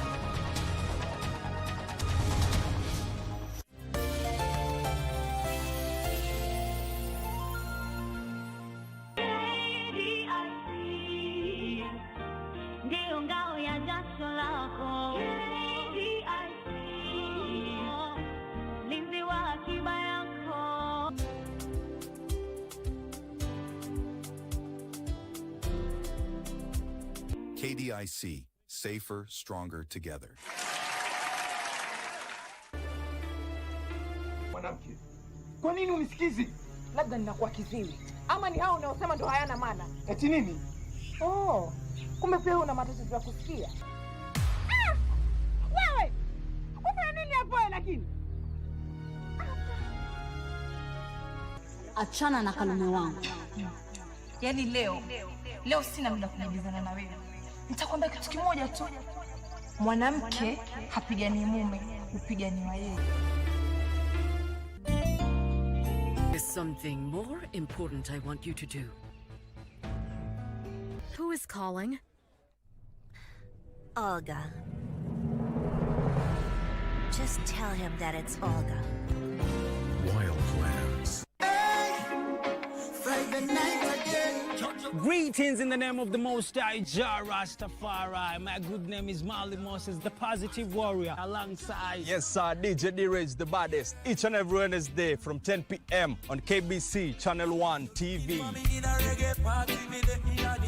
Tunakuletea the biggest reggae party in 254 in a yard extra. Extra niceness of reggae music. Extra dose of entertainment. When the thing is nice, we have to do it twice.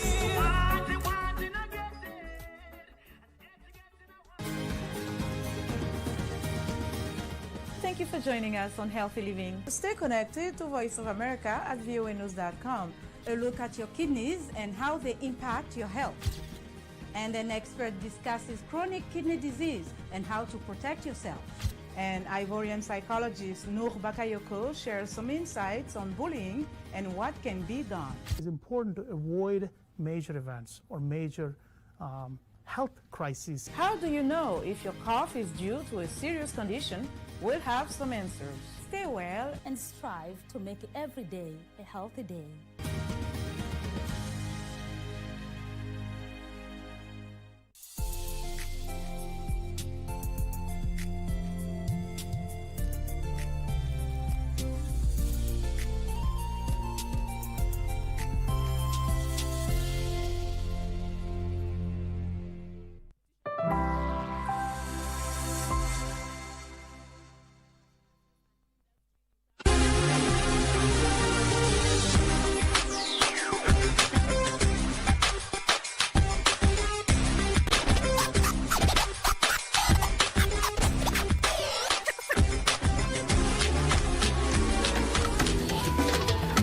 Hearing all about you all around the town.